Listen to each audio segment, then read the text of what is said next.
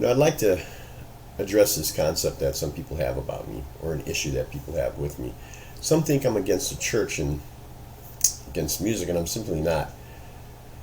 When I speak or write and post things that they are meant to elicit emotion from the hearers or from the readers, most of what I speak about or post about really isn't about the church or music. It is actually about us as individual believers. What I mean is, why do you go to church? Seriously, why do you go to church? The Christian sociologist researcher George Barna posited that up to 40% of people sitting in pews on Sunday are not true believers. He calls them cultural Christians. Excuse me. A cultural Christian is someone who grew up in church, perhaps, from being a child, and they don't really know any difference. Or perhaps they're an American who believes that the U.S. is a Christian nation and are basically believe, well, I should be a Christian.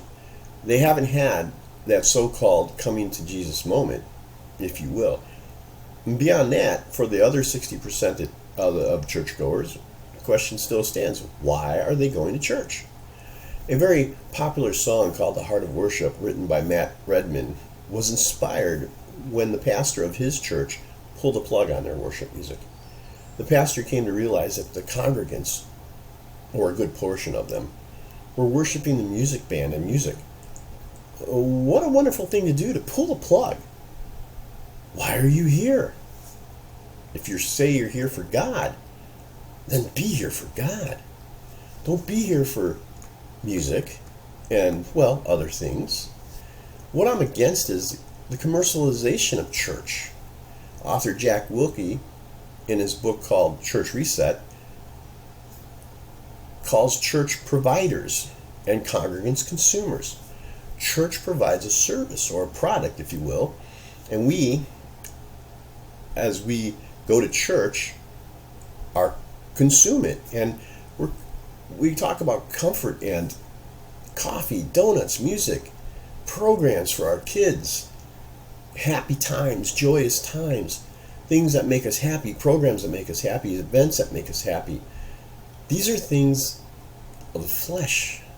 And Paul talks about this extensively, the difference between the flesh and the spirit. Let me give you an example of what I'm talking about here. I love to ask people this question, and I've asked it many times on my social media. Nobody seems to want to answer it. If you can you go, the question would be this: can you go and sit in a field on the ground?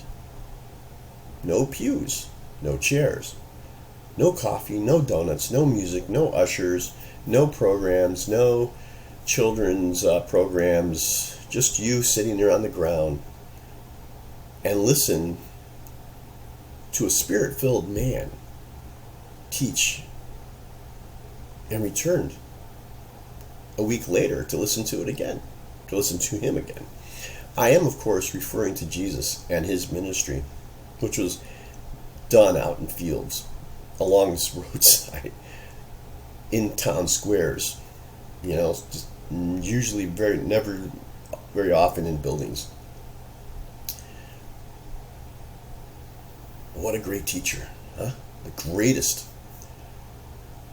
Yet he had no building. He had no pews.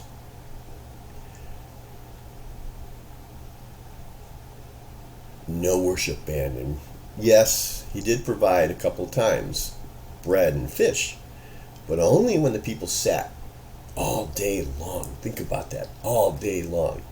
And they didn't have readily available access to nourishment. And what a great thing that was, huh?